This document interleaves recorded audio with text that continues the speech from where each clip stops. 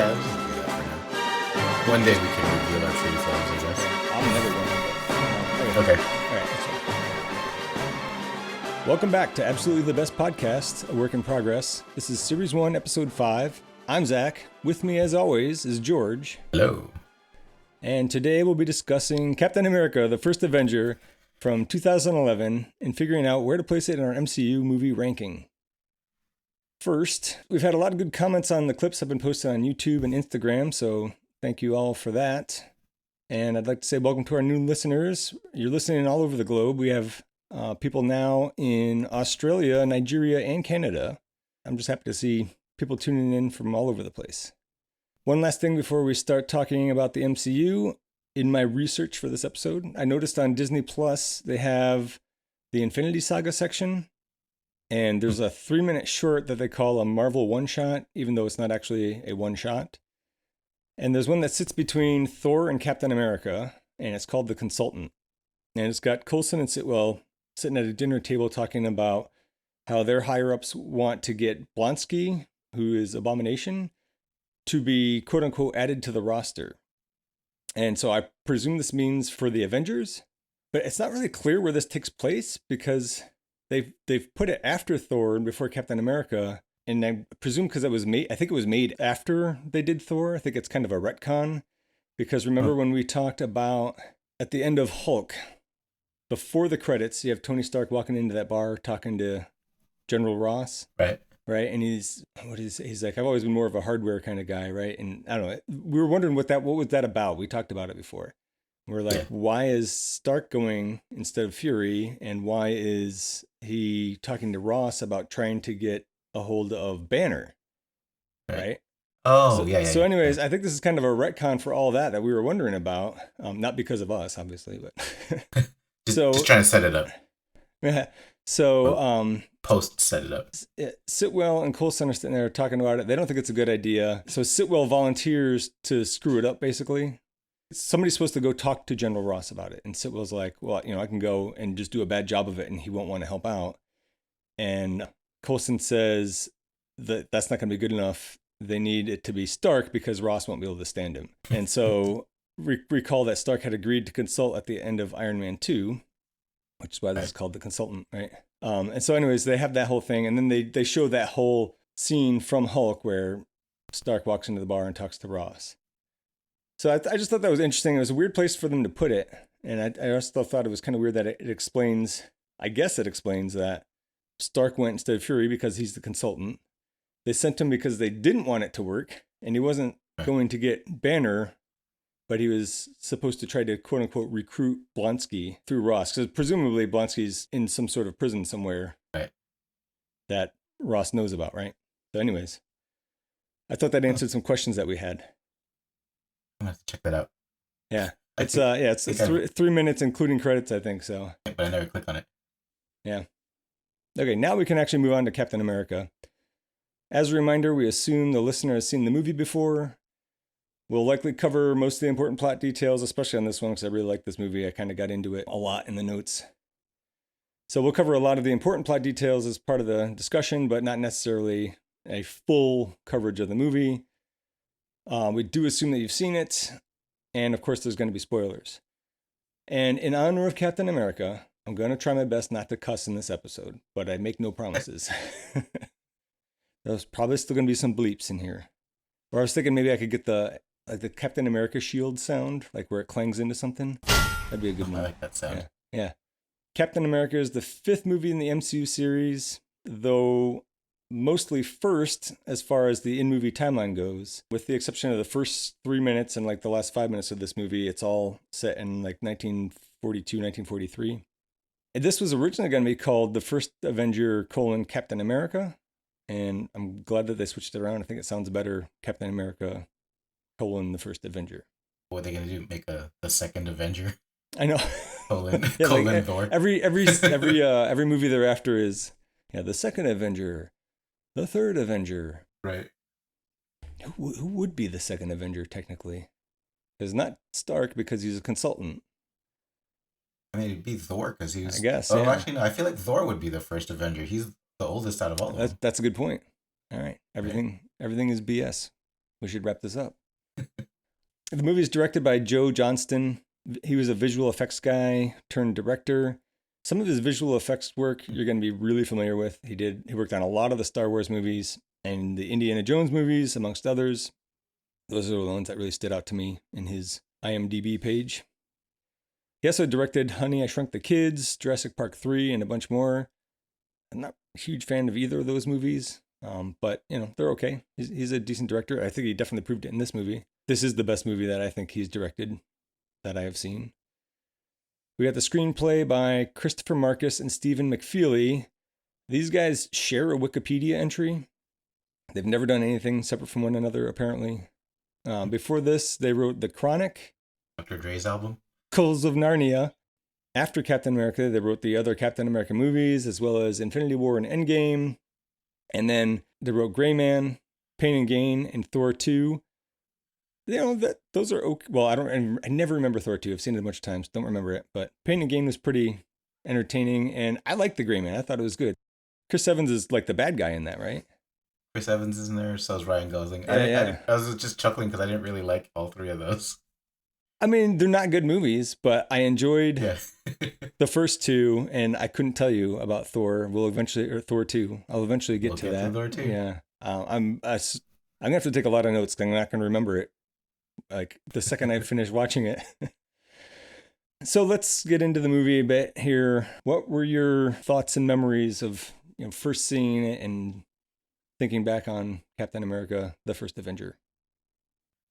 When I first heard Captain America was coming, I kind of was bracing myself, kind of pretty similar to like Thor, where I just didn't know what to expect.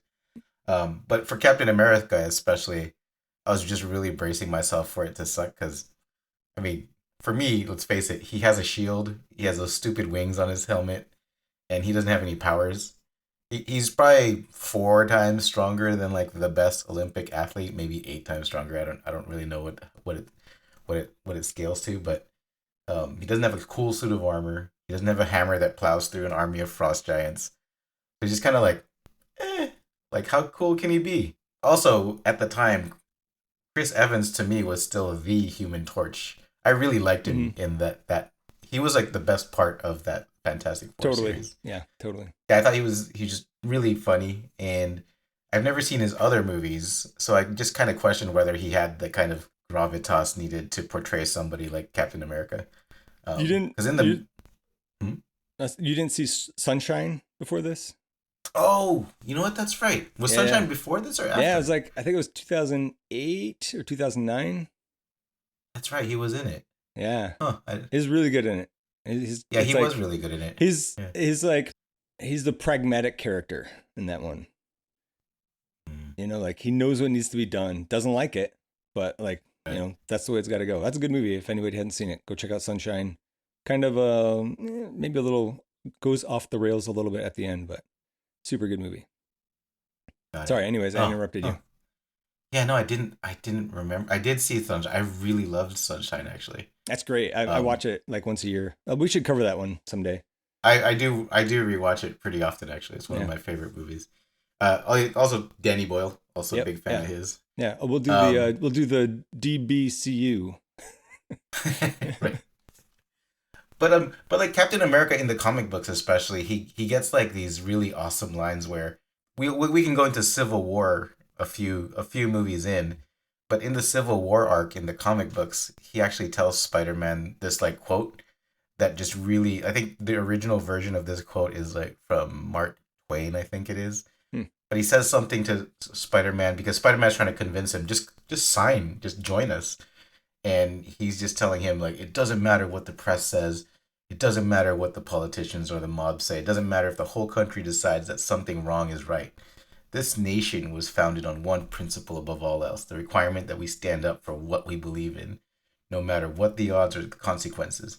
And when the mob and the press and the whole world tells you to move, your job is to plant yourself like a tree beside the river of truth and tell the whole world, no, you move.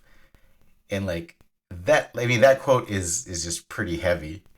And Captain America is really one of the few characters in the movie, in the comic books, not the movies, that can say it. And so finding somebody like that to be Captain America and then seeing is the Human Torch from the previous Yeah. series was really concerning to me whether he could pull it off or not. But like he does really well, and I really just loved this movie. I would actually argue that his trilogy, this movie, The Winter Soldier, and Civil War, is like the best of the three of all the trilogies in the MCU.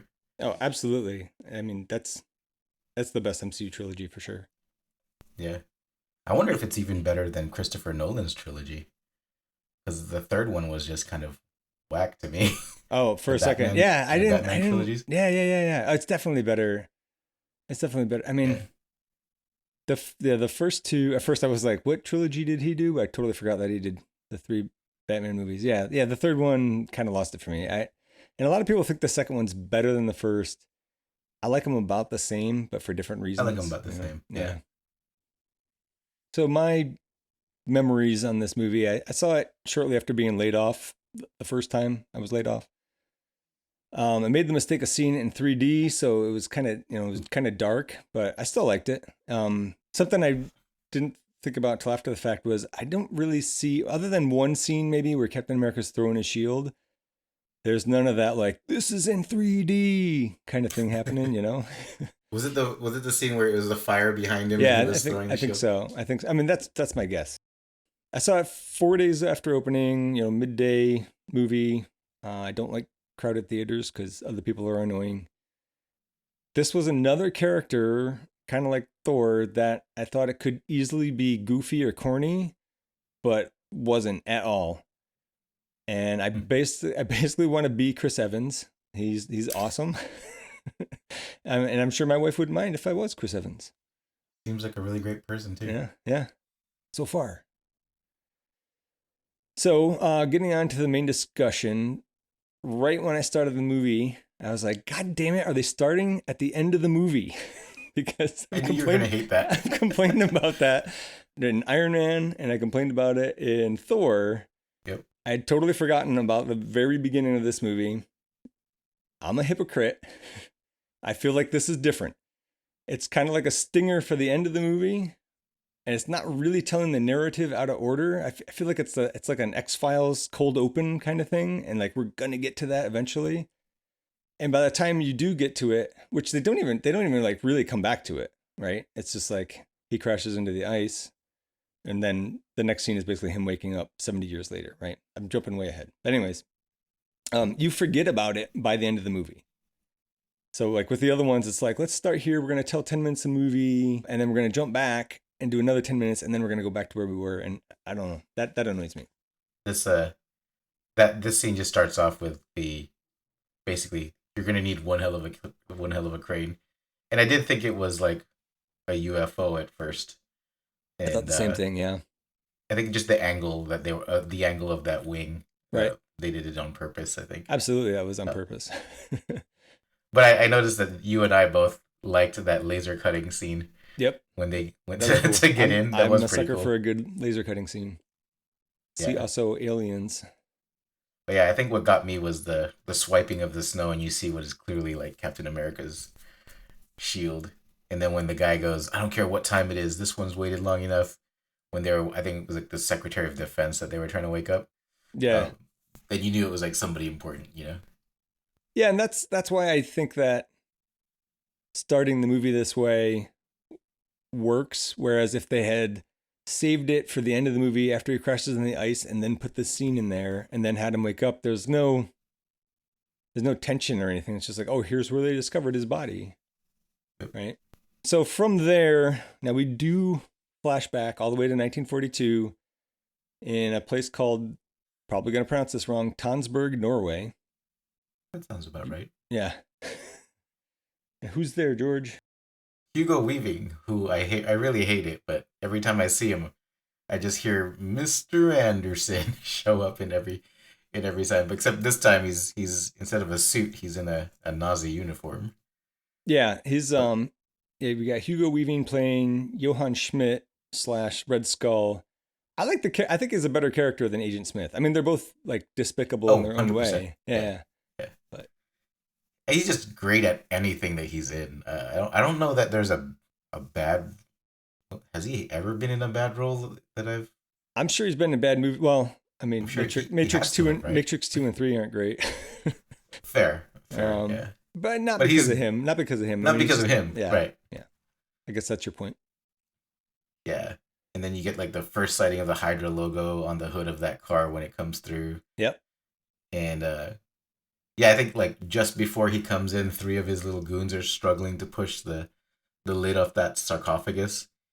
And then he just kind of walks over and like nudges it off like really easily. Mm-hmm. And you're like, oh damn, that dude's really strong. I didn't realize it until this last watching that that means he must be like really special if three guys couldn't push it off and then he just Right. nudged it off easily. I didn't catch that. I always forget that he's basically already Red Skull at the beginning of the movie. Mm-hmm. And like at the end of the scene, you see him like touch his face weird or something like that. And because I'd seen the movie before, I know what's up, right? But Yeah. that's a good observation. I totally missed that. He just, knocks the lid off that sarcophagus that three other guys couldn't do. He's a really scary and creepy looking dude. He said, I think, yeah, I don't know if it's his acting or like I feel like he'd be really intimidating in real life. I don't want to get a beer with that guy.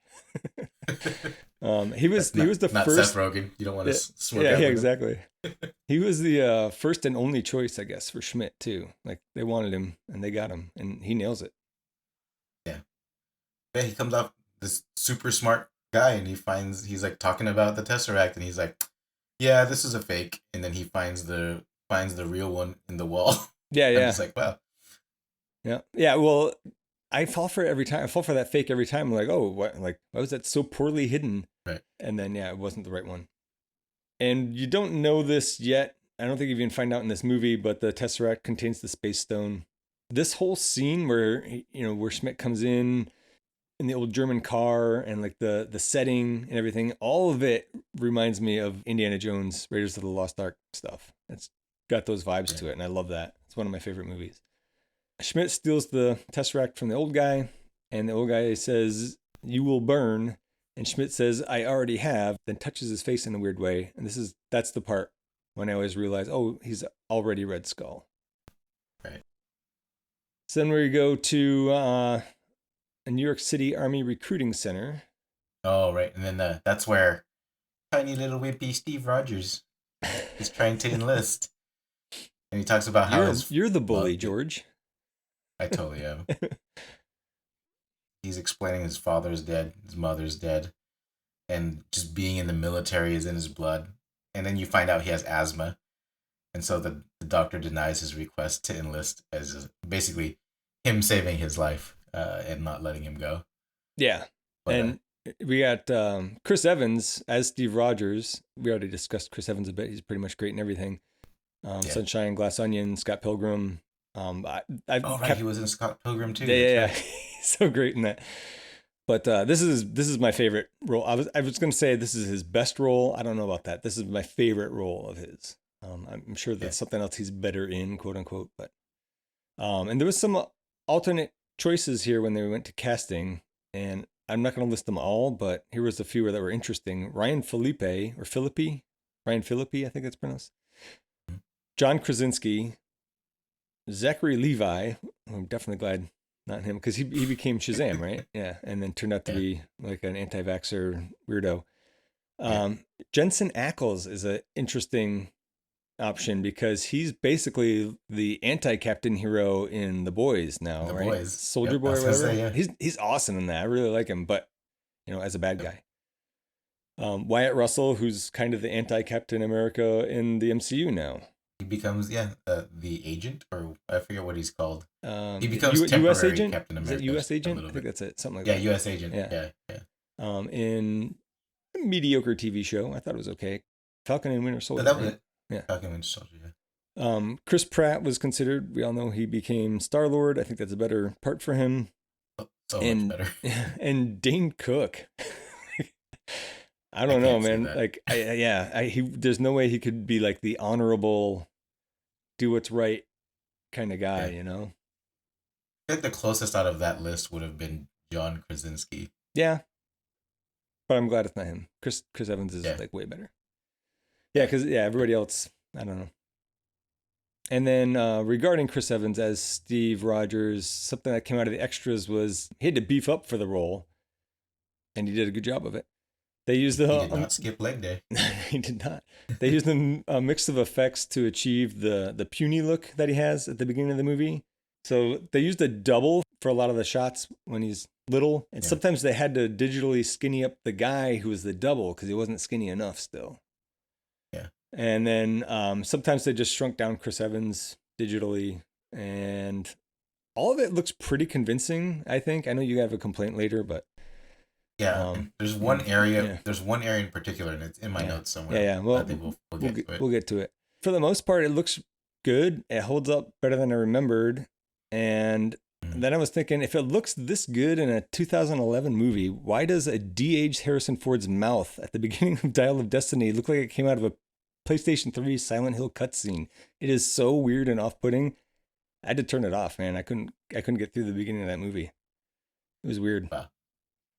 If I had one complaint though about how they shrunk Chris Evans down, I wish they'd pipsqueaked his voice a little bit, because he has like a really deep, commanding voice, you know, and it looks weird coming out of his scrawny little body. I'm kind of used to it now because I've seen it so many times, but I feel like that would have helped sell the illusion a little. Yeah. So we have scrawny Steve Rogers. He really wants to go fight for his country, but he keeps getting 4F'd, which is bad. You want 1A. What's a 4F again? It's your section 4F. It's like you're completely unfit for duty. Oh, okay. 1A is like active duty or fit for active duty, and then there's like 1AO, which is like you're a conscientious objector, but you will do non-combat stuff, or there's all these other things. Right. There's like 16 different. 1A is what Dr. Erskine gave him eventually, right? I don't know. I guess so. Maybe just to get him in. Yeah. That's what was on the stamp. I didn't realize that. Cause I was like, what's 1A? And you just explained it. Yeah. But in movies, it's almost, all they ever talk about is 1A or 4F. And then I was curious. I'm like, well, what are the other things? And it turns out there's a lot of other things.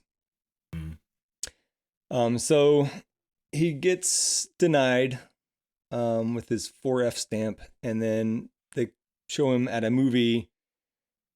I don't know what movie, but they're showing kind of like a preview beforehand, and it's like a commercial for the army, and there's some guy in the audience like disrespecting, saying like, "Come on, get on with the movie." Yeah, that dude was disrespecting, and everybody was afraid to tell the guy to shut up, but he tells the guy to shut up, and the guy stands up, and he's obviously bigger than him, and they take it outside, and he gets beat up. And while he's getting beat up, he uses a trash can like a shield and doesn't quite use it very well, but There's a callback later to that at the end of the movie with the little kid running around with it painted like the Captain America shield at that point. I like that. It's a nice little touch. Yeah, same. Yeah, but I do like when the guy was like, you just don't know when to give up, and he does the first time he does I can do this all day, and that's my favorite Captain America line because it comes back so many times, and I'm pretty sure it's in every movie that he's in. But I'm not going to bet money on that right now. But it comes back in here, in this movie at least once. I think so. I do like how he makes fun of it in Endgame. Yes. Yeah, in Endgame. Yes. And he goes, I know. He says it to himself. I love that so much. Yes. That's so great.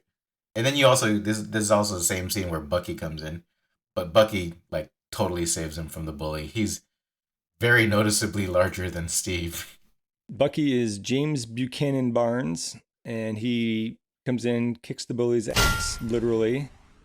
And Bucky's played by Sebastian Stan, who I mostly only know from this role. I've seen him in a couple of things since, maybe. But he's a sergeant already, so I guess maybe he's been enlisted for a while. I don't know. That wasn't clear to me, but also not critical to the movie. So he comes in, shoves him, and then kicks him in the butt, and the guy runs away. Bucky is talking to Steve and says, "Sometimes I think you like getting punched." And Steve goes, "I had him on the ropes." And that line comes back later on in the movie, but the other way around, right? Yeah. So from there, they go to the World's Exposition of Tomorrow on a double date. This is similar to the exposition in Iron Man 2, right? Yeah, I get the feeling... It is the one, right? I get the feeling that this is not the Stark Expo. I mean, it specifically says the World Exposition of Tomorrow in the newspaper, but I feel like it it evolves into becomes the Stark Expo. Yeah. Because I feel like Stark Yeah. is still kind of an early inventor in this movie. Yeah. You know. But yeah, I think in here you also see that Steve is noticeably smaller than the women that Bucky brings along for the date too. That's intimidating. And yeah, and you can tell that the girls are there. Both of them are there for Bucky. But I don't know if you saw it. There was a dummy or a suit or something, but it looked like the original Human Torch, which was not the Fantastic Four Human Torch, but there was a robot Human Torch in the comics early on. So I don't know if that's what that guy was supposed to be. The guy in that tube. I saw the guy you're talking about, and it says the synthetic man on it, and it kind of looked like Mr. Fantastic to me a bit. But I did look into it like real quick, and yeah, there was some connection to the original Human Torch with that. So yeah, that's interesting. Yeah, that was a cute little Easter egg. Comics. Yeah, comic book Easter egg. But then you see Howard Stark. It confuses me because the Howard Stark here is noticeably different from the Howard Stark in Iron Man, Iron Man movies. Even in the video, yeah, the videos from Iron Man or Howard Stark to his kid.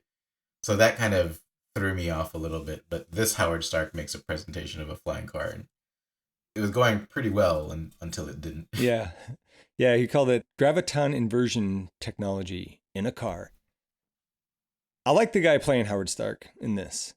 His name's Dominic Cooper. This is the only role I know him from. I'm sure he's done other things, but I don't recognize him in anything else. He's got a totally different energy than the actor whose name I probably should have looked up, but I did not. The actor who we saw in Iron Man 2, which is the first time we see Howard Stark. But they're both good, and I don't have any trouble bridging the gap there. I'm like, different actors, different times, whatever. It's fine. They're both good. Yeah. So Steve and Bucky talk about how badly Steve wants to enlist. And then he disappears mid-date. And he takes off for that, I guess, another enlistment post. And then there's that Enlist Now exhibit where people can step on this little platform and this light turns on and it shows your face inside of the helmet. And I thought that was really cool because I don't know if you've watched, is it Into the Spider-Verse? Or the first Miles Morales movie. I saw the first one, yeah. Yeah. There's that scene where he steps into the shadow of the Spider-Man suits and his face shows up. And early on in the movie, it's like Steve Rogers where his face doesn't quite make it. Yeah. But then like at the end of the movie, when he's getting his web shooters and everything and he steps into the shadow, his face finally like fits in the neckline and it's like, oh yeah, he's ready to be Spider-Man. And so I think that was like a homage to this scene where Steve Rogers steps in and his head isn't fitting. Yeah, I could see that. Just yet. Yeah. So Steve and Bucky were talking, and then because Steve wants to enlist, he's going to try again. And Bucky goes, Don't do anything stupid until I get back. Steve says, how can I? Taking all the stupid with you. And that gets called back, but I don't think it's until Endgame, right? Like at the very end. Yeah. I don't remember where that is. When Steve Rogers is going to go and put all the time stones back. And they send him back in time. Like right before he does, Steve goes, don't do anything stupid till I get back. And Bucky says, how can I? You're taking all the stupid with you. Yeah. Okay, that makes sense. I don't think it's used before then again, but that's a hell of a callback, Yeah.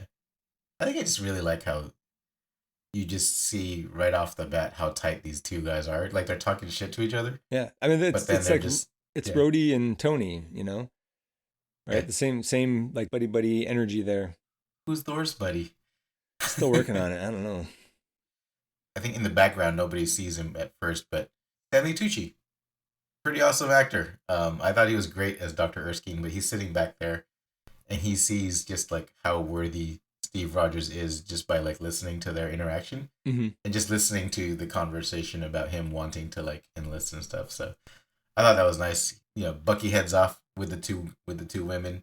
Steve goes back inside to try to re-enlist, and while he's in the examination room, the MP walks in and you can tell he's like, oh crap, they caught me. Yeah. And so he's trying to get dressed, and then Stanley Tucci walks in, and yeah, man, I just like that guy. He's such a good Dr. Erskine. He's awesome. Yeah. If you don't know who Stanley Tucci is, I can't help you. Like, look him up. Go watch some of his movies. He's great. He's really, really good in this. Tucci as Erskine is talking to Steve, and he says, asks him why he wants to enlist. Do you want to kill Nazis? I just like his answer here, where he's just like, I don't want to kill anyone. I don't like bullies. I don't care where they're from. and then that line pretty much gets him the 1A stamp. Yes. And he gets his chance. Yeah. They're really setting the foundation that he's a good guy, which is why I love him. He's awesome. So then we cut to it's some mountain base, and it's Johann Schmidt talking to his head scientist guy, Dr. Arnim Zola, played by Toby Jones, who I think nails the part. He looks very science guy-y. Schmidt puts the Tesseract in some device that Zola had built, and he turns it way up, and everything glows and sparks blue. And it kind of reminded me of From Beyond. Did you ever see that? I don't know what that is. It's a man. We talked about this guy before too. It was the two initials and then a last name. Horror, the Cthulhu. I know who you're talking This about. almost exact same conversation in one of the previous episodes. Anyways, oh man, that guy. It's a movie based on a book by that guy who I can't think of right now, and right. They use some like resonator to bring stuff in from another dimension, and I don't know. It kind of got that vibe from the scene here. You're looking it up right now. Yeah, it's H.P. Lovecraft. Thank you. I'm like H.R. Geiger. No, it's not that. H.P. Lovecraft. Yeah.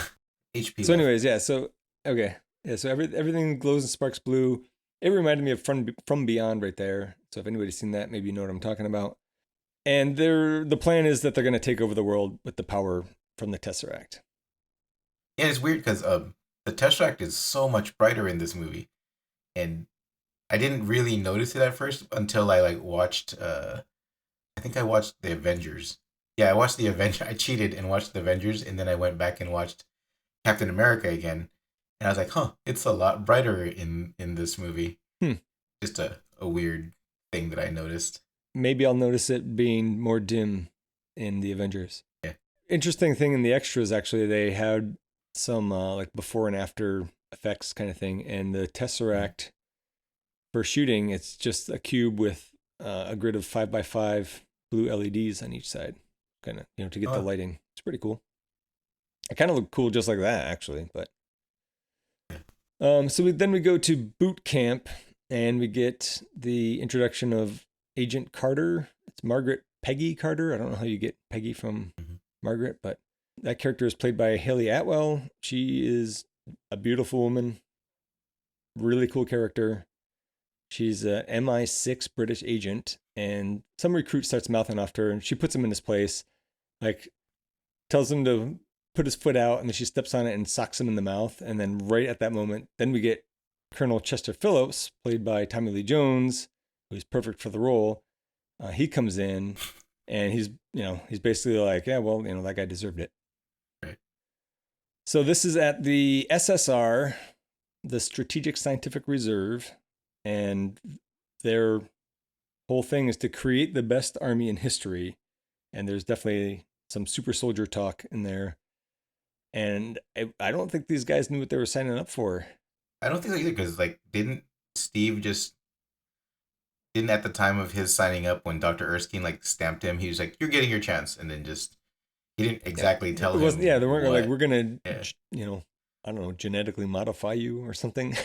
Yeah, and so everybody there seemed to, and then because the jerk that was there was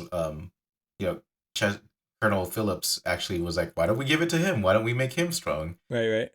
Just a few scenes in, and and so they didn't seem to have anything outside of maybe a physical, some physical test that guy must have passed or something. Right. So I don't think that they knew exactly what they were signing up for either.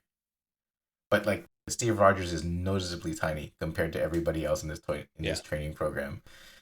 But more than anybody, and I mean, it is his movie, but more than anybody, just shows like the greatest amount of heart. I think through like the entire time, like he doesn't, even with his first test with the flagpole, he doesn't scramble trying to like jump up that flagpole like everybody else was trying to do to climb the thing. He was just kind of standing in the back. He just seems to be hands down smarter and has like a lot more heart than everybody else. And patience. He waited for everybody to try to get the flag, and then when they all gave up and had to start jogging away, he just went over, pulled the pin, knocked the flagpole down, and immediately hopped in the back of the truck for the ride. I thought that was great. He wasn't like cocky. He wasn't cocky about it. He was just like, "This is my ride. Let's go." I like how she looked at him too, and you could tell like he got her attention. Yeah. Because of these kinds of things, Erskine wants Rogers for the super soldier program because he's the right man for the job, is the quote. Colonel Phillips needs some convincing, and he's like, Hodge passed all the tests. That's the guy, Hodge. Yeah, and Erskine says he's a bully, and so it sounds like, he wants somebody more scrupulous. And then I just love Tommy Lee Jones because like I feel like every character he plays would have done this exact same thing too, which is just pulls out a pin on a grenade and then he just like tosses it. And to me, this is like there are like a few tests, and this is the second. The first one was like that flagpole, and the second one is like this grenade test where Colonel Phillips throws it, and he goes like, "You don't win wars with niceness, Doctor. You win wars with guts." Grenade! And he just tosses the grenade, and he just watches everybody scramble everywhere away from the grenade except for Steve, and Steve just jumps on it, and he's just like telling everybody get away, and he just like holds on to it and just keeps protecting everybody with his body. And I thought that was pretty nice. Yeah, and so Phillips, begrudgingly agrees at that point that he's the right person. I do love that. He's still skinny. This is a smart ass like comment afterwards. Yeah, his delivery's great. But then Agent Carter's staring at him, and you can tell that she's starting to like really like this guy's heart. She's definitely kind of like, could I? His voice is so deep, though. Yeah, exactly. She knows his potential with that voice. Right. So the night before the procedure, we're in the army barracks, and you have Erskine talking to Steve Rogers. Did you like this scene? Like, this is like one of my favorite scenes. It's a great scene. Just like, I guess like Stanley Tucci just seems like such a nice fatherly doctor guy, and he's going like, he's giving the backstory of like Hitler and how Hydra was created and how Schmidt like forced his research on him. Erskine was forced to use a serum that wasn't ready yet on Schmidt, and there were side effects, but more important, he says it wasn't the right man. Was there a quick flashback of the skull actually showing up, or that's not? No, they just kind of show it. It's like they show Schmidt making a face, and it's kind of like wavy background stuff. They don't like show his face melt off or anything. But yeah, I just really liked the serum amplifies everything that's already inside, like that explanation. Yeah, Erskine has that line. He says, Good becomes great. Bad becomes worse. That's why Steve was chosen. Yep. This scene has so many good lines, and like the other line of, Because the strong man who has known power all his life may lose respect for that power, but a weak man knows the value of strength and knows compassion. and then Steve's like, Thanks. I think. because you just called him. Yeah. He just called him. Yeah, like, that weak. wasn't the important part of the statement. But yeah, I don't know. I like how the whole thing ends. But he's like, whatever happens tomorrow, just promise me that you'll remember to stay who you are, and not like the perfect soldier. Like, because he knows that like with this guy, he's gonna turn out pretty awesome. Mm-hmm. He's just reminding him, you're not just the perfect soldier. You're a good man. And yeah, that is why I love Captain America.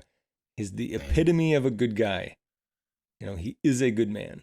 I don't know. See, I don't know if it's because of the times that we're in right now that I like especially like started liking this movie even more. Especially this scene, it just made me go like, man, if there was a Captain America, I don't know how smart it would be, but I might actually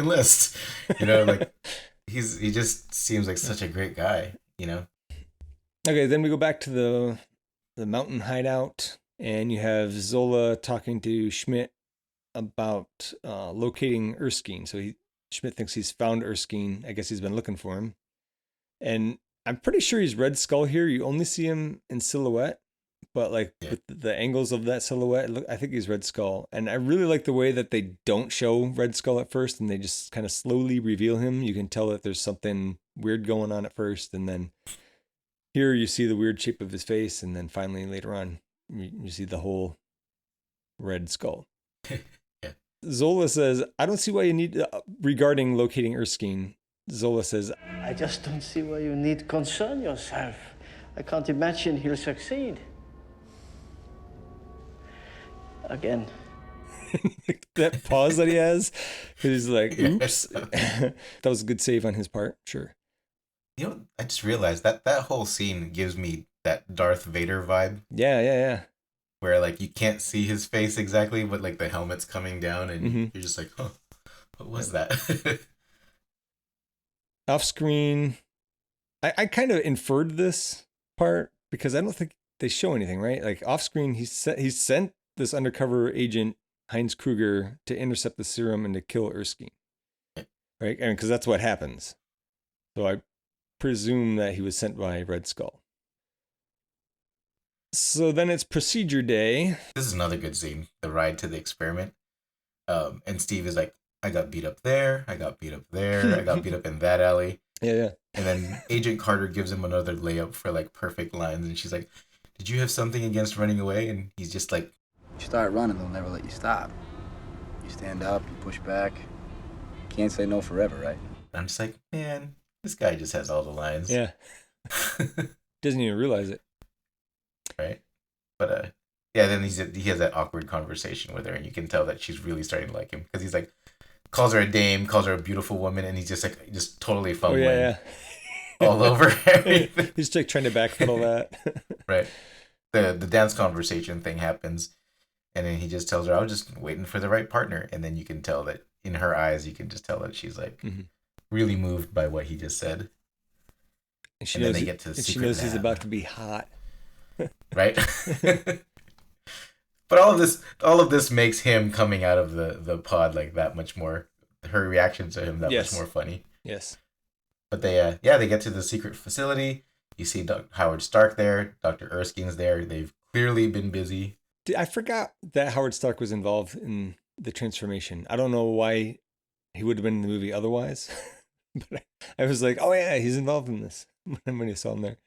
Wasn't he one of the founders of S.H.I.E.L.D.? Like, she was a founder. Yeah, according to Fury in Iron Man 2, he says that Howard Stark was one of the founding members. Yeah. Yeah, there we go. This is the scene where I got kind of bugged by the CGI because Chris Evans without his shirt on, tiny Chris Evans without his shirt on, looked really weird.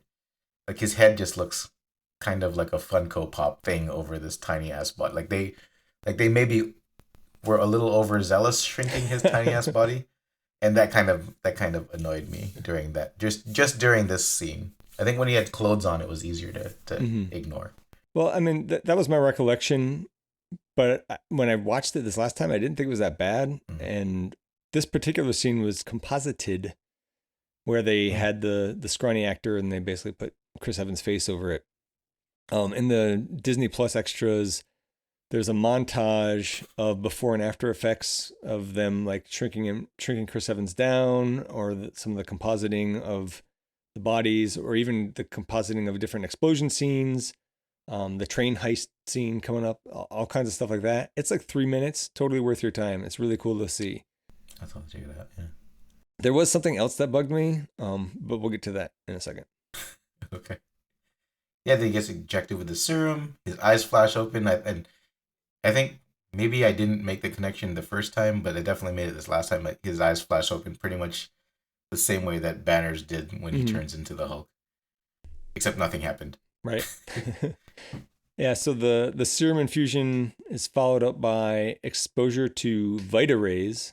That confused me. I was like, "What the hell are vita-rays?" I mean, it sounds like some 40s pseudoscience mumbo jumbo, but I kind of like it. It's fitting for the movie. Yeah, he gets hit by those vita-rays. I do like how he they almost stop it, and he's like, no, I can do Yeah. it. And then they just keep going, and then the pod opens up, and then the poster boy of Bowflex comes out, and he is yoked as fuck. Yeah. Well, much to many people's chagrin, they let Steve keep his pants on, and I guess his waist size must have stayed the same, or else his pants grew too, because that seemed to not be an issue. Like with the No, Hulk. wasn't he running around later with like it looked like capris when he was running around Well, earlier. they were Like, shorter. They were shorter, but like he goes in with a belt on, right? And it's tight. Oh, sure. So I guess, well, no, I would say, I guess if it's only growing his muscles, but then he wouldn't be taller if it was only growing his muscles. Hmm. Anyway, so the thing that bothered me was when he goes in, his chest is all freckly and it's got some very obvious moles on it. And then when he comes out, he does not. And so it was like a continuity thing for me. But it was just, I know why it happened because they got the scrawny body double going in, right? But I feel like they could have computer generated that out. But now he's the perfect human. Maybe that's why. Maybe, I guess maybe those vita-rays cleared up those spots. Yeah. Yeah, this is part where like Agent Carter tries to touch his chest, but like just stops herself. Like she was totally in a daze and was wanting to run her hands on that chest. It's a great reaction, and I think I might be wrong here, and I didn't see anything on it recently, but at one point I remember seeing something about that it was like a genuine reaction where she was like about to really touch him and was like, nope. And, you know, it was just some genuine reaction she had during the filming. Oh, Yeah. So kind of ad-libbed, but I don't know. And maybe they just like had a curtain in front of him. They dropped it down. I don't know. The light caught him just right at that moment. Yeah. Oh, and then we see Clem from the State Department leave what is so clearly a bomb. Yes. I guess it's supposed obviously to be a cigarette Yeah. case or something. Yeah. Well, the cameras zoom in on it. Also helps. Right. This is a bomb. Yeah, it's so it's State Department Representative Fred Clemson, who's actually Heinz Kruger undercover, which is who Johann Schmidt had sent. And I don't know how I would have known any of that if I didn't look it up. I mean, I was gonna say, how did you even know Heinz Kruger was his name? That's the part I looked up. But like at the beginning of the scene, somebody introduces Fred Clemson, right, to somebody else. But anyways, so he blows up the empty seating area, which I feel like that could have been planned better, but it was a good distraction. And he steals the one remaining vial of serum and then shoots Erskine. And it's hard not to be sad because I don't know, Dr. Erskine. He was great. Even that death, man. Yeah. I was just like, well, he and does that last reminder. He doesn't even say anything. I think he just pokes his chest or he pokes his heart. yeah, he doesn't he say "stay a good man"? I thought he's No, I think he just poked his heart as like a reminder about what he said maybe the day before. You could see Chris Evans. He's like looking down. He's really sad, and then like the sadness like kind of parts ways, and he turns like rage. really mad. He gets like really mad. Yeah, I feel like both as the viewer and for Chris Evans' character, with so little movie time, they really established that relationship. And you said it before, it's kind of like almost like father-son relationship, you know? Yeah. So yeah. At that point, chases ensue, and Agent Carter is a hell of a shot at first. She shoots some guy driving away in a taxi. There's two guys in the taxi, right? One of them is Heinz Kruger, and then some other dude driving. She shoots the driver as he's driving away, and then like misses a bunch of times after that. So I don't know what's going on there. Steve runs after him, and I thought it was weird that he could immediately run in a coordinated fashion with his new tall, muscly body. You know, it takes him like 5 strides to figure it out. But he didn't exactly like figure it out. Like I think running in a straight line was easy, and he was doing that just fine. But then like he runs barefoot for a little bit, and then he almost catches up to the car. But when he turns a corner, he's going so fast he doesn't figure out how to turn just yet, and he just crashes through that one window. Yeah, I mean he's a little clumsy, but he shouldn't even be able to walk. Yeah. Well, I think he's not used to like how fast he's going because he's going as fast as a car at that time. Yeah. At that point. And then he easily like clears a fence just jumping, just straight vertical leaping, and then starts jumping from like car to car before I think that taxi crashes or something, and then he grabs that door and then uses it as a shield again. Yeah, that's cool. Lots of shield references. Yep. I mean, as much as I complain about like he shouldn't be able to even walk normal, that would be lame if that's how the movie was. So I understand why. Also, this is another thing that I saw like a long time ago, but it couldn't find it more recently. He's wearing rubber feet in this chase scene, so that so that he can run. Right? You want to run barefoot through the streets. And it, like there's a couple of spots here and there where like if you're looking for it, you can tell because they look big and goofy. But and then Hines tries to escape, and it looks like the Batmobile submarine or something. It's like this crazy sub, which was weird. Yeah, I think this was like one of my other tiny gripes was he jumped into the water and that submarine was clearly not going slow. And yeah, I guess he's Captain America, but he catches up to that sub really fast. Yeah, so, I had a little bit of a problem with that. It's a bit unrealistic. I noticed that as well. Yeah, but and then he throws the guy onto the ground, and you hear him say "Hail Hydra" for the first time, and then I think when he got thrown out, the vial also broke. Yeah, and so the last pure vial of super soldier serum was gone. Yeah, but I think that's the first time I heard "Hail Hydra." I think so too. I was trying to remember. They don't say it earlier in this movie, right? Like at the very beginning for any reason. Yeah, I don't think so. No, I think that not until later when they kill those other goons. Right. I also like the good old cyanide capsule and the tooth trick. That's classic spy stuff. Was that ever a real thing, or is that just a movie? I don't know, but I like it in a movie. I've seen it a bunch of times. Never gets old for me. I guess if I saw it in every movie, it would get old. But it had been a while since I'd seen something like that. Yeah. So we go back to Red Skull's Hydra base, and there's some regular Nazis coming to check things out. And there's one part where it's like the movie stops to take notice of this masked Hydra agent or a guard of some sort. And I feel like they were trying to point something out, and you just kind of move on from there. There's more of them later on in the movie, but I don't know. I kind of wish I knew more about that. Like, are they like disfigured beneath, or like what's going on with that? They're like the bigger, burlier guys, right? Yeah, I guess so. They're like strong henchmen. Yeah. Number 2. So apparently Hitler sent some guys to go check things out here, and Schmidt slips up when he's talking, and he refers to my enemies. And then the Nazis figure out that he's trying to take over, and then they immediately get vaporized with the new weapons that Zola has created, being powered by the Tesseract. And the other thing I kind of got out of this scene was that Zola doesn't really seem sold on the whole Hydra thing. He seems very, very worried for his life, and that's maybe why he's doing this. I'm not saying he's a good guy underneath, but like he's he seems like he's not so sure about this. It might not go well. Then we go back to the SSR, the Strategic Scientific Reserve, and Steve, I don't want to say he wants vengeance, because that doesn't sound like Captain America kind of thing, but he wants to go find Hydra. And the colonel says, I asked for an army and all I got was you. You are not enough. And so without Erskine and with no more serum, they can't make more super soldiers. So he's the only one. Yep. That's the scene where he's getting a bunch of vials of his blood taken from him, which I guess ends up getting used on Blonsky. It was Blonsky, right? Blonsky gets a mix of his blood. Yeah, maybe. Yeah. Yeah. That might be it. And then Howard Stark, you see they cut to him inspecting the tech of the Hydra sub, and that just sounds funny because I don't know.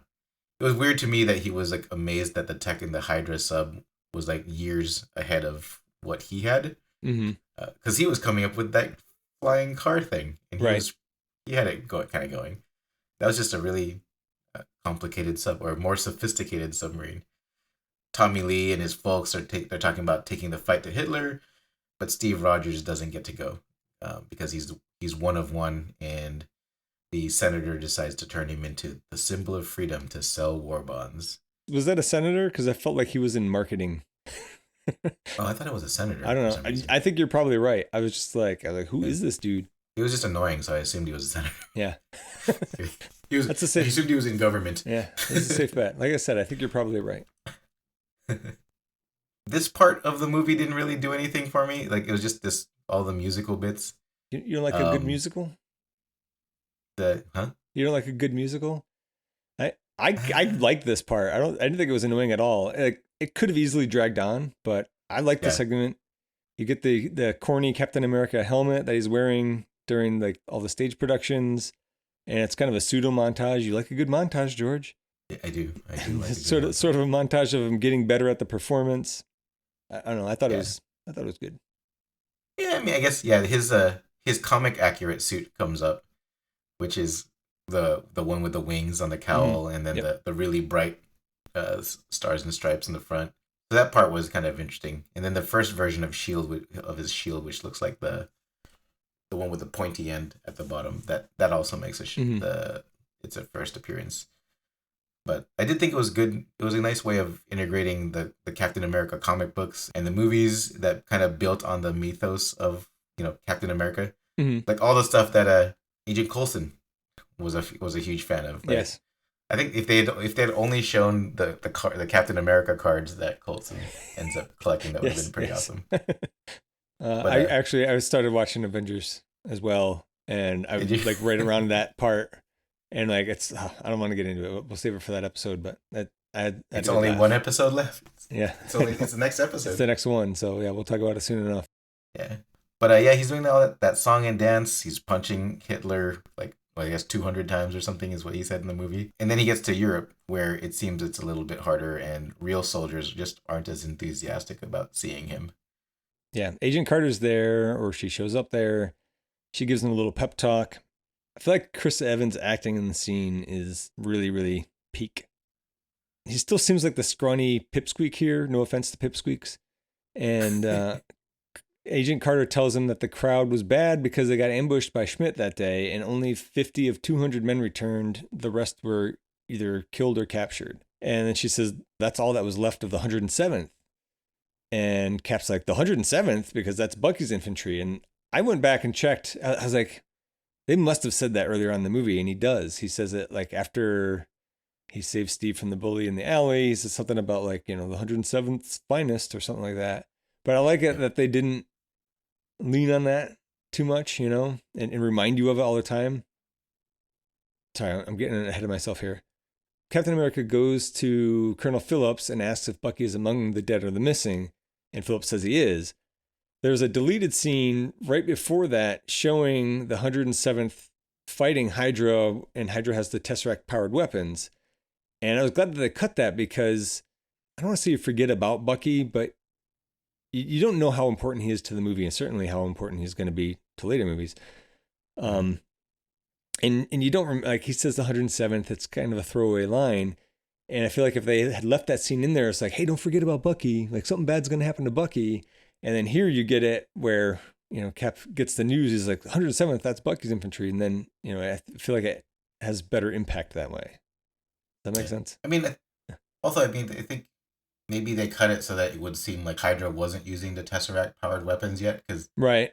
That's kind of a giveaway too. If I had those weapons, why would you even take prisoners? Right. You can't shoot somebody in the leg and disable them with that gun. Like, oops, I vaporized them. Right. Yeah, I like his acting here too, because then he's very noticeably determined to save at least the 107th and see what he can do. Right. I actually really liked Tommy Lee's acting in this one too. Mm-hmm. Yeah. Because he does the whole thing where he says he signed so many, but he does remember that name. Yep. And so he just strikes you as like a general that like just cares. Yeah. About the soldiers and everything. And so he's actually signing all of those letters himself and just being a great general. But it turns out Agent Carter and Howard Stark come out to help him. And then they fly over there. Yeah. Stark flies them over the Hydra camp.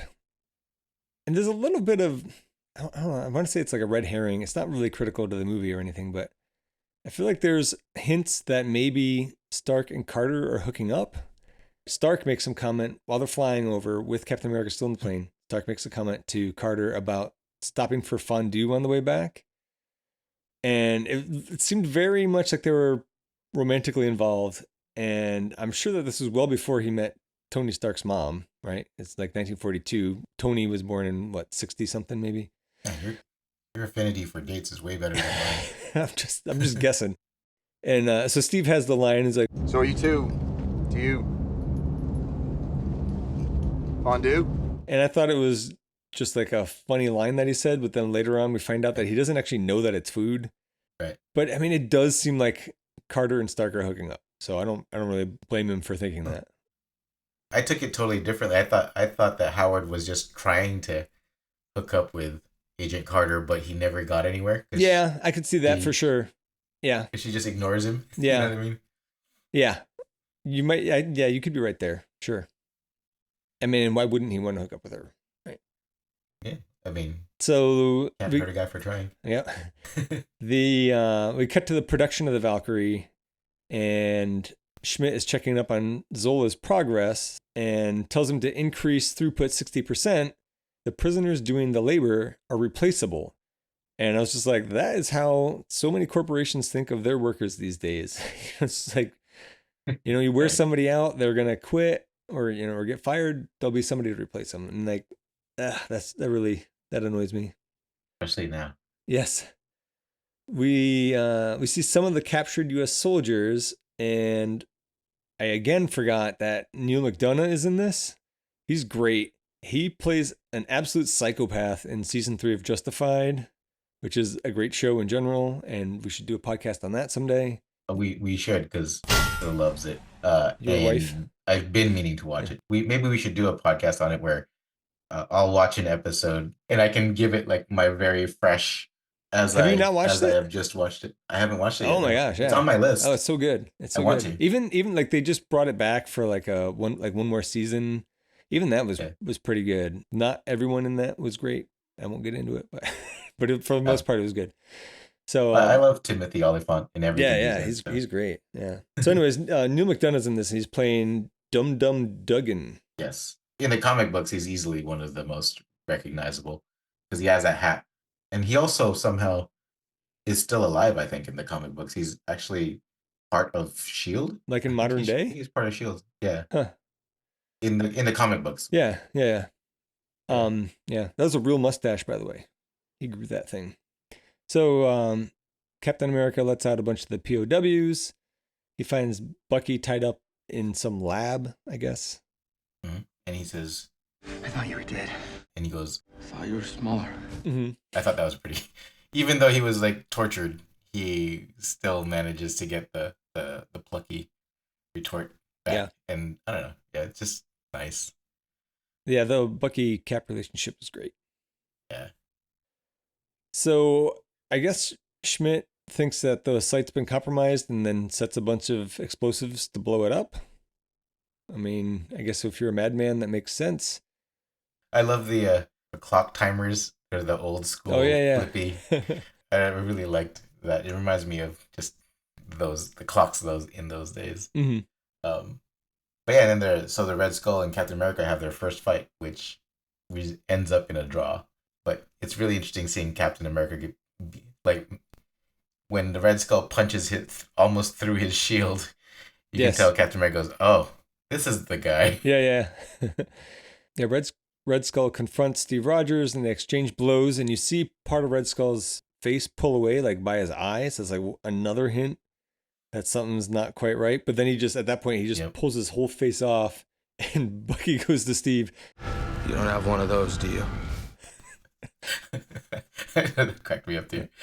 But it's hard not to. I don't know, for whatever reason, Arnold Schwarzenegger from Predator saying that "you're one ugly mother" popped into my head when he did that. I could see that. I think Red Skull probably looks most like, and I'm not that familiar with the comics, but I feel like he looks most like the comic character than any of the other MCU characters, and in a good way. I feel like he's a dude with a red head that looks like a skull. Kind of hard to mess that up.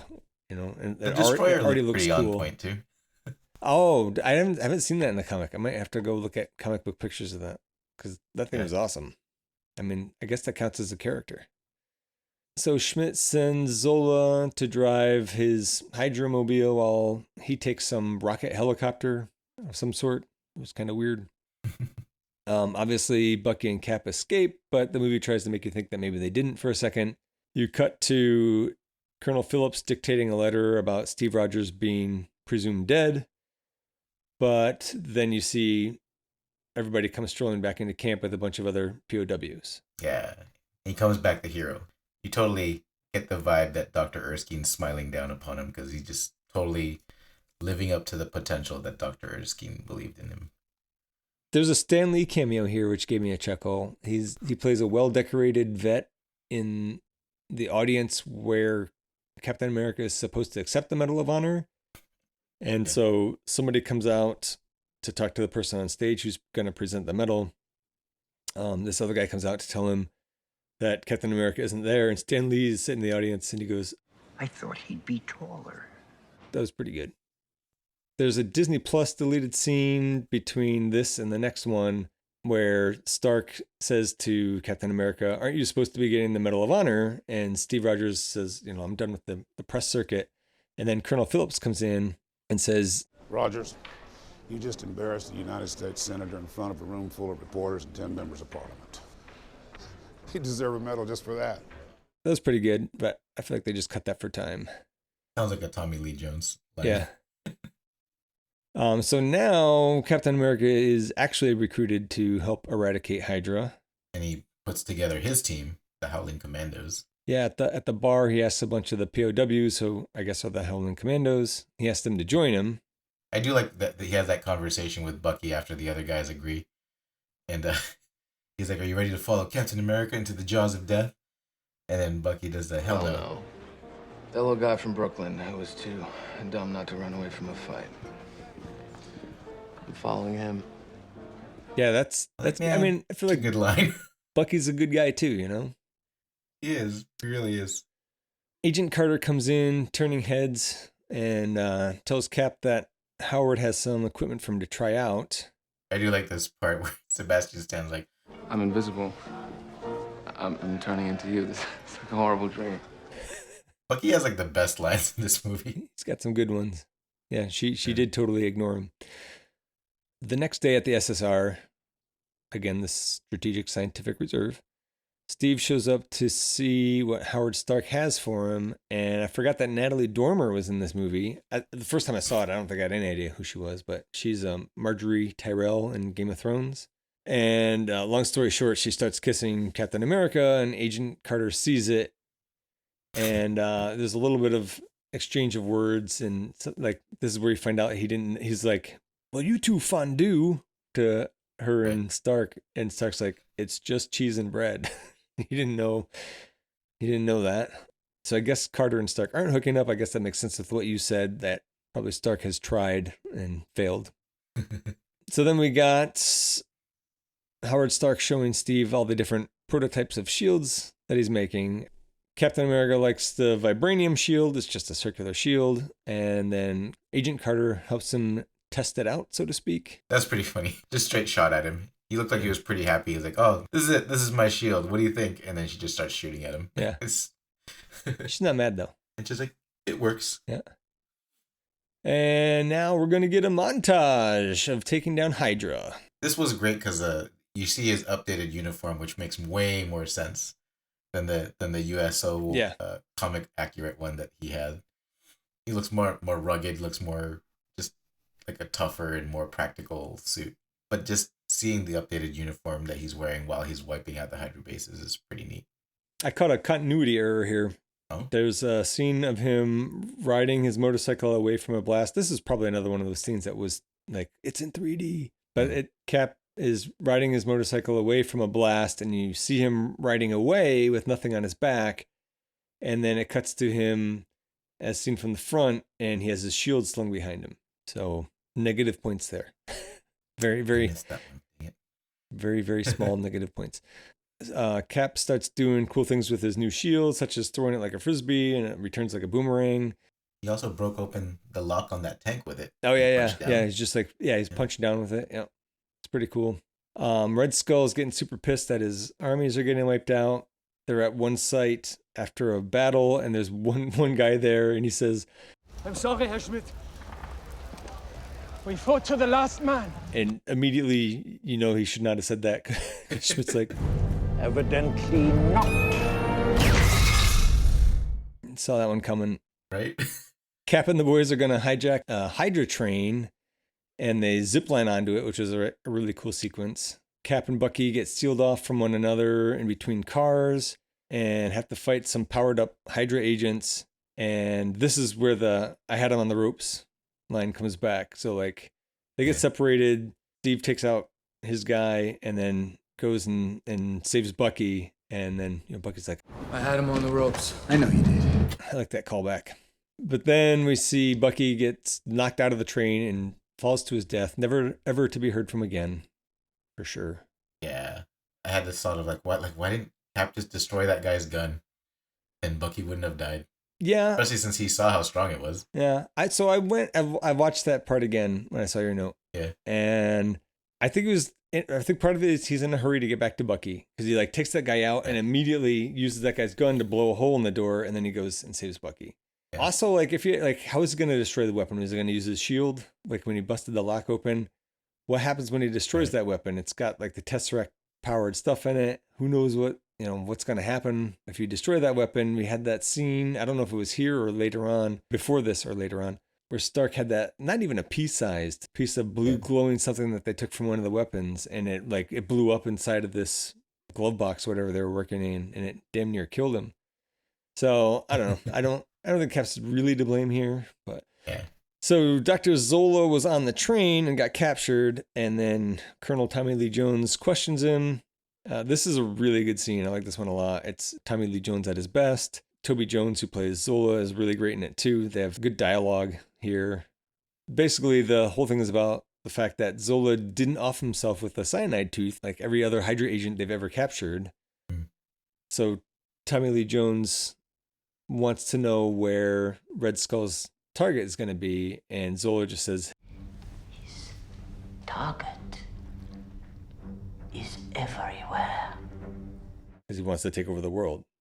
Yep. Now Schmidt has that weird plane that we saw at the beginning. I guess that's the Valkyrie. There's lots of masked Hydra agents here. There's a good line about, They cut off one head. 2 more shall take its place. Hail Hydra. That kind of reminds me of Samael and Hellboy. You know what I'm talking about? Like the dog creature thing. Oh, yeah. Yeah, so like there's a line in there where Grigory Rasputin says to one of the Samaels, I'm not sure if I'm pronouncing that correctly, but he says, for every one of you that falls, 2 shall rise. And it kind of has the same ring to it as cut off the head, 2 more shall take its place. Yeah. And Hellboy's a good movie too. We should do that someday. I love Hellboy. Yeah. I want Ron Perlman. The first one with Ron Perlman, yeah. We should do a Ron Perlman series maybe. Ooh. That's an interesting idea. I'll write that down. Sons of Anarchy is also on my list. No? The first few seasons are pretty good. Yeah, it's okay. It's not bad. I mean, it's by one of the guys who did The Shield. And The Shield was great. Yeah. So, it's got its moments. I feel like I was pretty tired of it by the end. And I really made me dislike Charlie Hunnam. He was kind of annoying. But really? And so I think that's another thing I didn't like about Pacific Rim. I was like, is that really why you But I don't really like liked him. Pacific Rim? I thought he was really good in Crimson Peak. Is that the movie, the Guillermo del Toro movie with Tom Hiddleston? Oh, I don't know. I don't think I saw that one. I want to say it's Crimson Peak, but I don't know. That was pretty good. Anyways. Huh. Okay, so Cap is bummed out that Bucky is dead, and he can't even get drunk because he's a super soldier and his metabolism is so high. Yeah, and then Agent Carter comes back. I think this is the first time she came back since the fondue scene.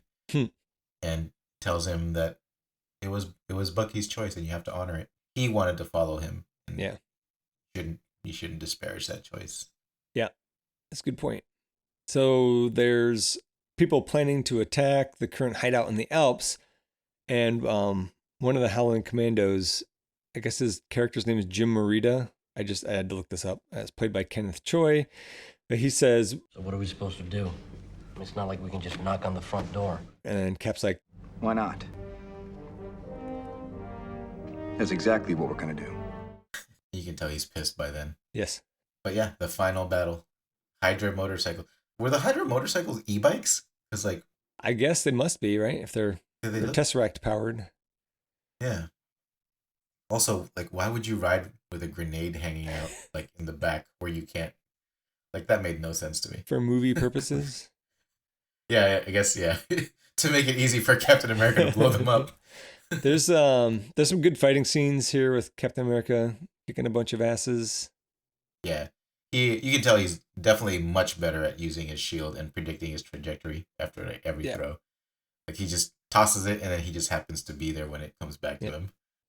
He's been working on it. So he gets captured, which I think was part of the plan. Oh, it's totally part of the plan. Yeah, and but I guess I'm glad that they weren't like, here's the plan, and then did it, right? It was just like, we're gonna go knock on the front door, right? So anyways, so he gets captured.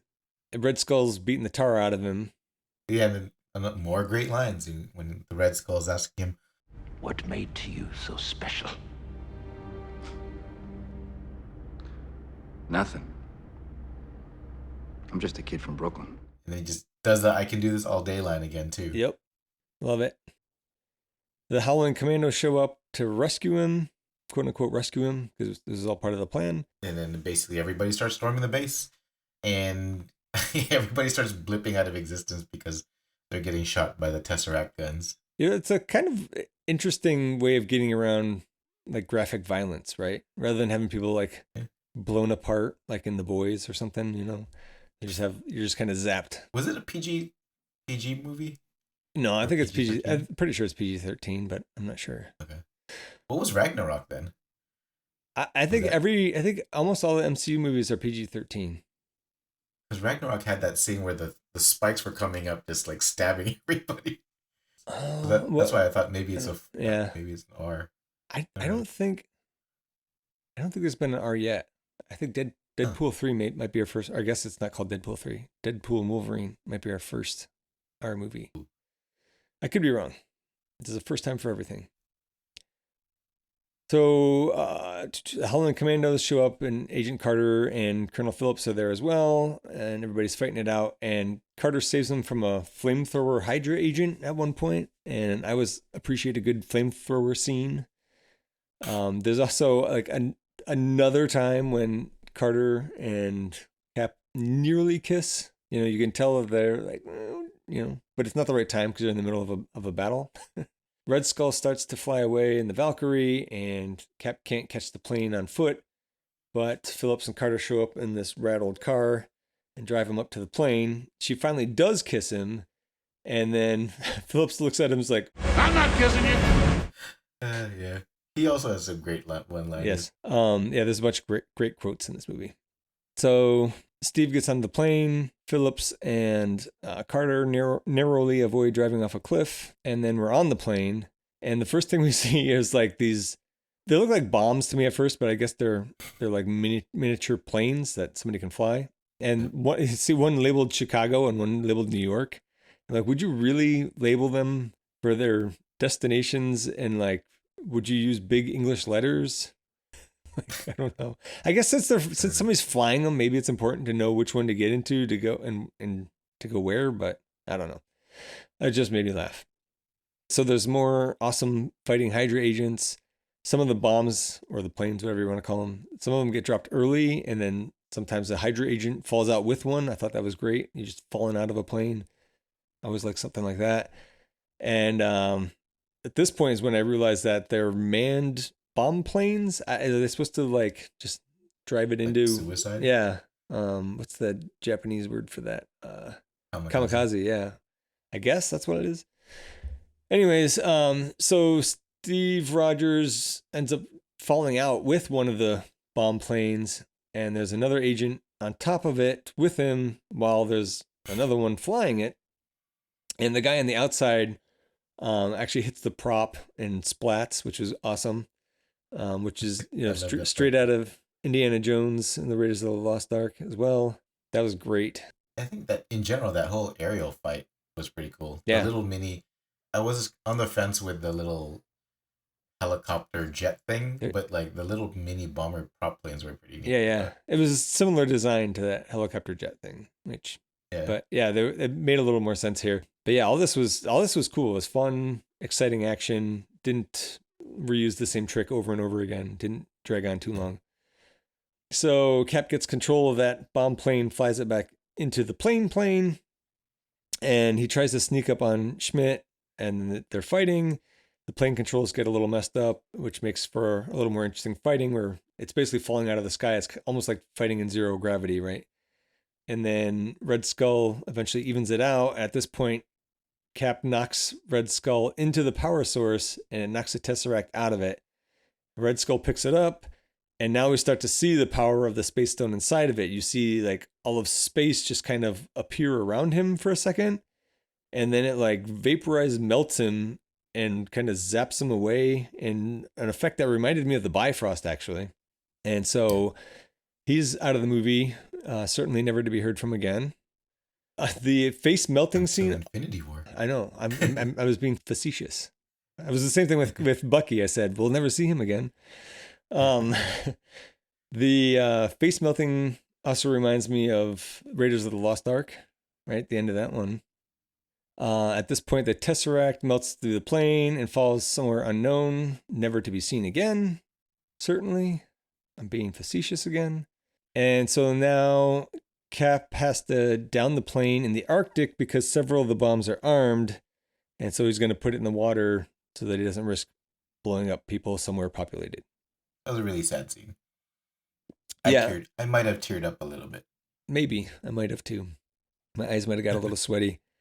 It's kind of heartbreaking, that scene where he's talking to Peggy Carter on the radio, and they set a date for, I think he says next Saturday, or she says next Saturday. And Steve's like, I don't know how to dance, so we'll have the band play something slow, and I'd hate to step on your, and he doesn't even get the sentence out, and it just cuts, And he hits the ice fast.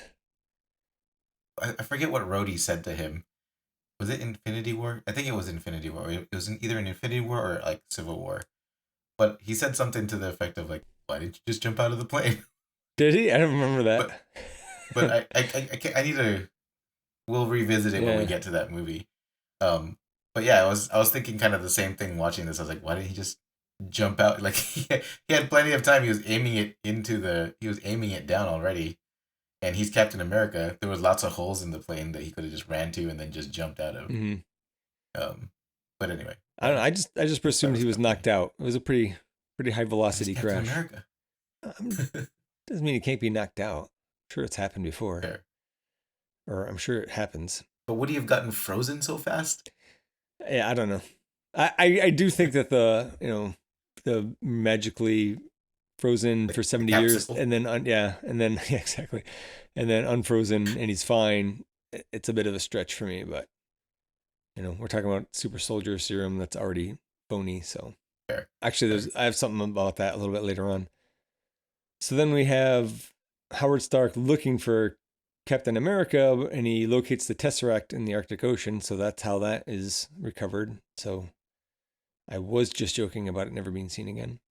And the screen goes black for a minute. And then Captain America wakes up in modern day New York. But you can tell that something's off. Or he can tell as soon as he woke up that something was off. Yeah, the way I remembered this was that it was a stinger, which I think that would have been lame. It's kind of critical to the movie. And I'm glad that it's not. It also would have been lame because of the beginning of the movie. This was a stinger.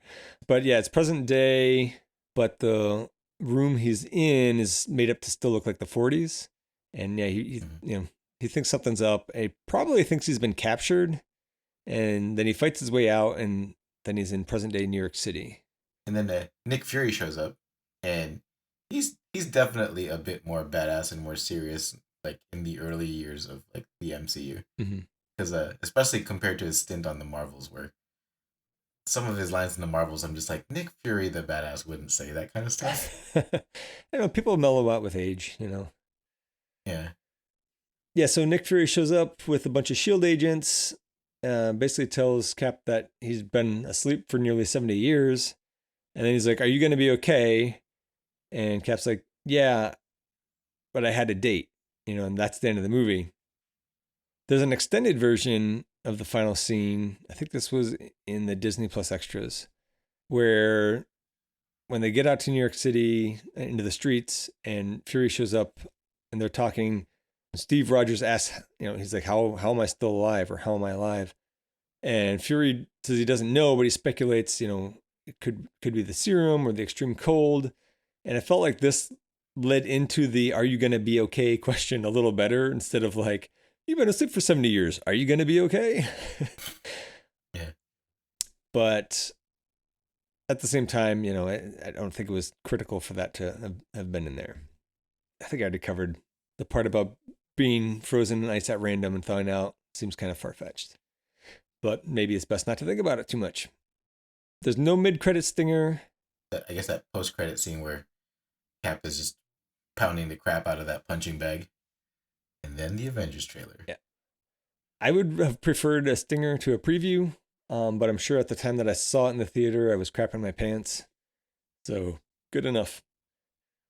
So, let's see. I don't really have any proposed changes. I think this movie is damn near perfect. I have some nitpicks that I already mentioned. I wouldn't really change anything. I love this movie. It's great. Yeah, I the only nitpick I had was the mini Steve Rogers CGI when he had his shirt off. Yes. That was really the only thing. Terrible movie. Okay, let's move on to ranking. Currently, number 1, Iron Man. Number 2, Thor. Number 3, The Incredible Hulk. Number 4, Iron Man 2. The Rotten Tomatoes score on this is 80% with the critics, 75% with the audience. I think that's criminally low, especially the audience. I don't know what they didn't like about this movie. It's a great movie, action adventure, great origin story, bummer ending, all things that I like. And now I have a question for you. Do you stand by what you said at the end of Thor, that Captain America was going to rank higher than Thor? Yes. Easily. Okay. Yeah. Where does it slot? Iron Man, it's just shy of Iron Man number 1. Ooh. All right. Because I think it's better than Iron Man. Oh, you do? I do. It's let me see, I had some extra notes here. I had a rank too low in my own rankings. Like, this could be a top 5 movie for me in the MCU. I think it's that good. I think it's, you're going to hate me for this, I think it's easily number 1. I think it's definitely better than. Really? Yeah. I love the first Iron Man movie. It is great, but this is even better. So I guess we gotta, unless you agree with me, we gotta play for it. I have a feeling you're gonna win. No, I still think it's number 2. But, okay. I mean, it's a really close number 2 for me. Yeah. I'll that'll be my consolation prize, I guess. All right. So now we move on to Infinity Saga Trivial Pursuit Poker, where it's really gonna count for me. It is my turn to bid first. I want to just review the rules. You want to bid what you think you can answer, but also maybe in a way that's going to make the other person bid higher so that they will lose. So, because whoever's answering the questions, they win it or they lose it. It doesn't matter. Like, if you're asking the questions, it doesn't matter if you know them or not. Right. All right. Okay, cool. It's like Wheel of Fortune, as long as you don't go over. What? Oh, never mind. Okay. All right. I'm going to read them real quick. We'll put something over the blank space or cut it out or whatever. I can do this all day. Oh, of course you can, of course. Okay. How you feel about this one? I'm feeling okay on some of these. It's my turn to bid first. I am going to go with 3. Oh, nice. Do you think you can answer more than 3? Nope. You don't? I think I only know 2. Okay, I gotta text you the answers then, without looking at it. Here we go. I hope I know 3. Where did I put it? Hold on. All right. Looking. It's also upside down, so you're gonna have to turn it around. Okay. Let me know when you got it. Texted it to me? I texted it to you. I hope I texted it to you. And then you can read me the questions, and then I will try. Don't read me the answer until I've answered it. Okay. All right. Ready when you are. All right. Reversing the ion charge on the damaged ship bought Tony Stark and Nebula how many more hours of flight time? 12. 48. I was like, it's probably 24 or 48. I don't know if I would have guessed 48. Okay. All right. What is the terrible price the Soul Stone demands one sacrifice to acquire it? It's a soul for a soul. So it's a soul or a life. The precise answer is you must lose that which you love. So not necessarily a soul, but a soul. All right. You're right. You're right. Shit, I lost. Okay. All right. What is the name of Thanos' father? I have no idea on that. I don't know. Do I know? It's not Zeus, but it might be something like that. Thanos' father. I don't know. It's not even mythology. Okay. It's Alars? Yeah, I would have never even thought to. I didn't even know that one at all. I was like, these are really hard questions. All right. What is the name of Peter Quill's spaceship? I think I know this one. It's the Milano. Exactly. Okay. Finally. It is the Milano. All right. Ultron explains to Wanda and Pietro Maximoff the church is exactly where in the city? In the center? Exactly it. That's the only one that I knew for sure. Oh, really? That's the answer? Yeah. Okay. In the center of the city. Okay. So I guess remember they had to that thing in the middle that they were protecting was what was right. Okay, cool. The whole thing. Okay, well that makes up for the Soul Stone one. All right. What is the official name of Sam Wilson's wingsuit? Is it Falcon? There's a actual like designation in front of it. Oh. Yes. I think you only see it really briefly. Yeah, I don't know it. It's the XO7 Falcon. Oh, okay. All right. Yeah, so I was like, I thought I had the Soul Stone one. I knew I had the Peter Quill's ship, and then I thought I might have the wingsuit one. So I was going to say 2, and I was like, but I bet you he can answer 3. So I was trying to push you to answer 4. Nope. All right. Well, Center was the only one that I knew. You win again. I was blanking on Milano, and the other one was like, I thought it was just like something you love. So I thought I had that. Yeah, I probably would have given you something that you love. I mean, I fully admit a soul for a soul is not the right thing. Okay. The Red Skull picked you. All right, you win again. Yeah, damn it, Red Skull. Okay, that's it for Captain America: The First Avenger. It goes in second place, a very close second place, 1.01 place. Next up, we have The Avengers. That's from 2012. There was a 10-month wait between movies there. If you're working on a super soldier serum or you just want to contact the show, you can email us at absolutelythebestpodcast@gmail.com. Check out the show notes for our socials. Please help us spread the word. Tell your friends, tell a scrawny dweeb, tell a hunky slab of beef. Thank you for listening, and have a great day. Bye-bye. Absolutely the Best Podcast is a production of Audio Johnny, a subsidy of Corporation Johnny. Corporation Johnny. If it exists, we own it.